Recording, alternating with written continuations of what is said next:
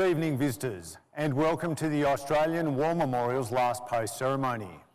My name is Dan Hiscock, and joining us today from the Royal Australian Air Force is Wing Commander Shannon McGuckin. Today we commemorate the anniversary of the Battle of Hamel. In the early morning of the 4th of July 1918, 3 Australian infantry brigades, along with a British tank brigade and supporting artillery fire, captured the village of Le Hamel in northern France. To give combat experience to the newly arrived American Expeditionary Force, companies from the US Army battalions were included in the assault. The date for the attack, American Independence Day, was chosen to mark the first time American doughboys joined Australian diggers in battle. Lieutenant General Sir John Monash, commander of the Australian Corps, planned the assault meticulously, estimating it would take 90 minutes to capture key objectives. In fact, victory took 93 minutes, a stunning success at the cost of minimal casualties, which has been called a turning point of the First World War on the Western Front, the first modern battle, and the perfect battle. While small in scale, Monash's coordinated use of tanks, artillery and infantry and aircraft at Hamel provided a model for later offensives which overwhelmed the German frontline defences and led to the Allied victory of November 1918. Today, we remember the first battle for Hamel. We pay our respects to the men and women commemorated here on the Roll of Honour and to the survivors who returned home. This evening, we warmly welcome Mr. Gavin Hicks, Deputy President of the Return and Services League of Australia, ACT branch, and Miss Jo Dooley, General Manager, Military at Microsoft Employee Resource Group. As always, we welcome the veterans who have served, those still serving, and the families that love and support them. The live stream of this ceremony is made possible by the Return and Services League of Australia and the RSL and Service Clubs Association. We welcome members who are watching the broadcast of this ceremony across Australia. During this evening's ceremony, wreaths will be laid at the base of the Pool of Reflection by visitors to the memorial and students on behalf of Dubbo South Public School from Dubbo, New South Wales. If you're able, I invite you to please stand and join in singing the National Anthem.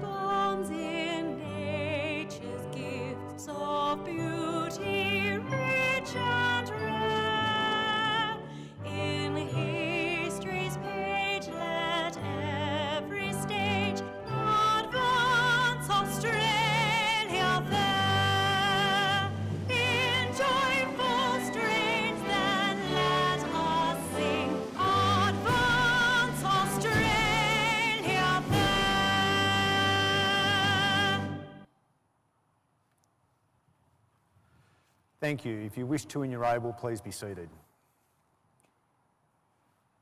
The Australian War Memorial was the vision of Charles Bean, Australia's First World War official historian.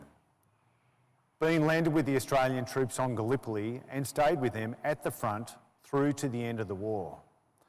The idea of this national memorial and museum came to him at Pozières, France, in the depths of the bloody fighting of 1916.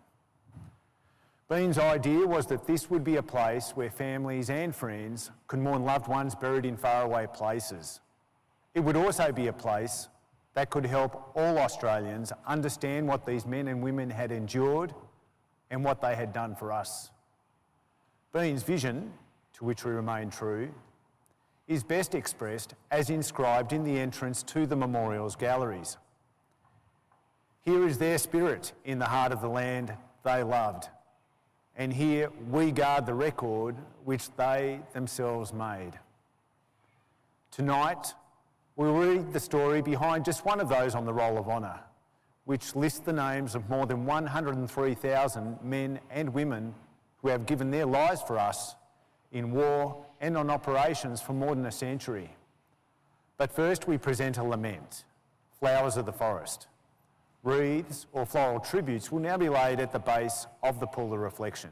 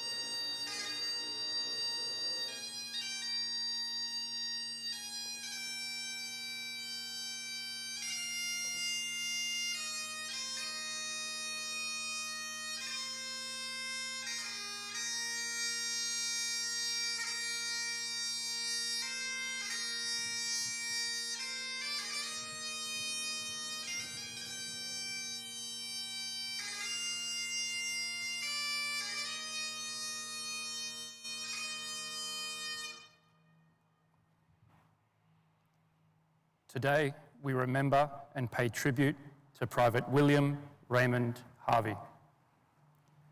William Harvey was born on the 19th of May, 1891 in Old Junee, New South Wales. Known as Ray, he was one of 16 children born to Robert Harvey, a farmer, and his wife, Amy. Ray grew up on the family farm at Cambanning near Temora and was educated at the local public school. As a young adult, Ray worked alongside his father and siblings on the farm. When the First World War broke out in 1914, he was working as a labourer.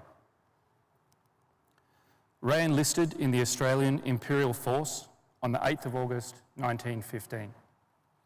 He was assigned to the 6th Reinforcements of the 17th Battalion with the rank of private and commenced a short period of training in Australia. He embarked for active service on the 2nd of November that year, sailing from Sydney on the troop ship Euripides. After several weeks at sea, Private Harvey arrived in Egypt.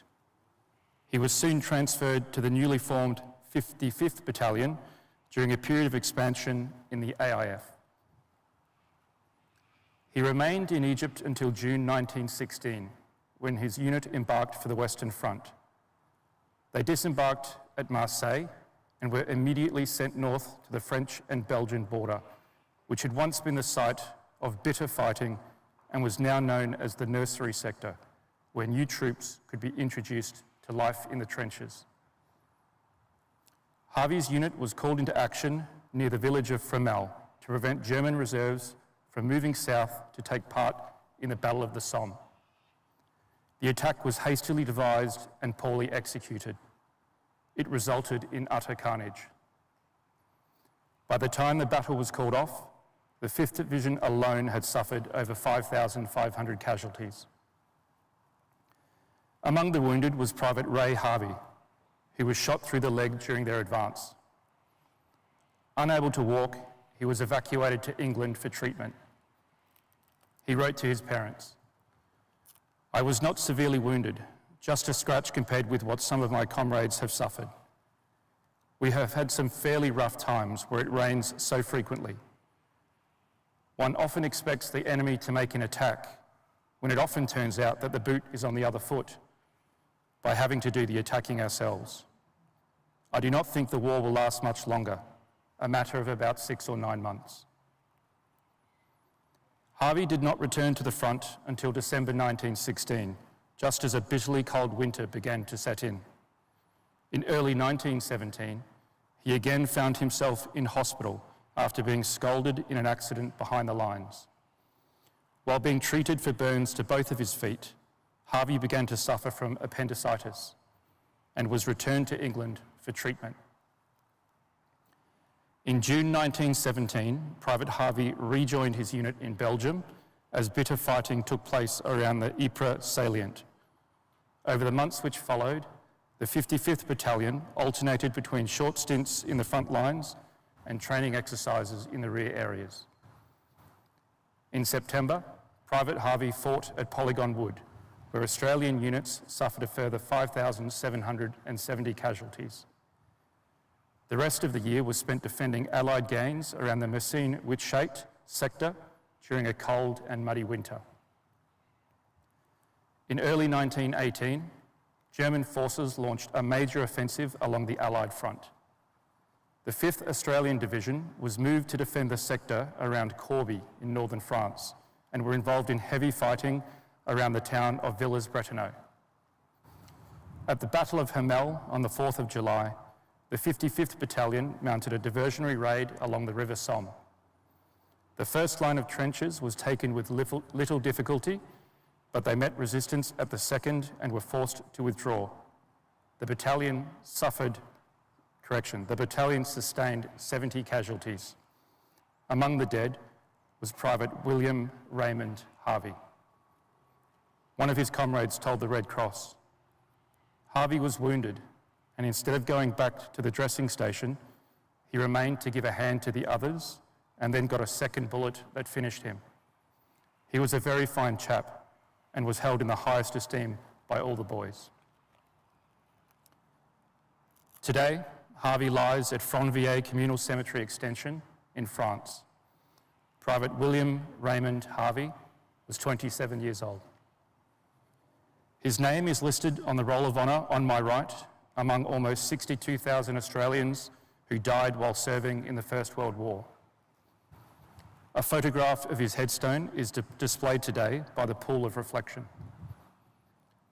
This is but one of the many stories of service and sacrifice told here at the Australian War Memorial. We now remember Private William Raymond Harvey, who gave his life for us, for our freedoms, and in the hope of a better world.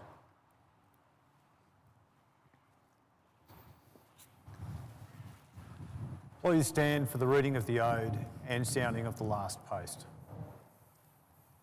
They shall grow not old, as we that are left grow old. Age shall not weary them, nor the years condemn. At the going down of the sun and in the morning, we will remember them. We will remember them.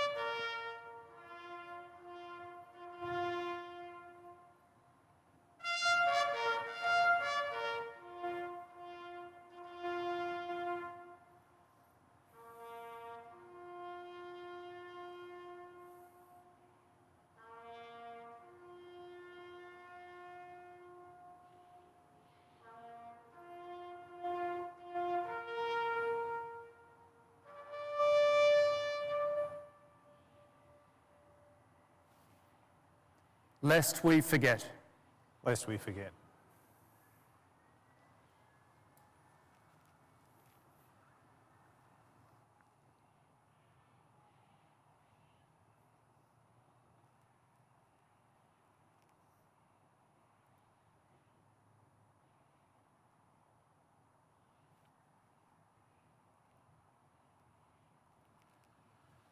We leave you this evening with the words of the memorial's founder, Charles Bean. Many a man lying out there at Pozières or in the low scrub of Gallipoli with his poor, tired senses barely working through the fever of his brain has thought in his last moments, well, it's over, but in Australia, they will be proud of this. Ladies and gentlemen, girls and boys, that concludes the last post ceremony. On behalf of the director, staff and volunteers, thank you for visiting the Australian War Memorial today and for your continued support during the Memorials Development Project. Wish you all a very pleasant evening. Thank you.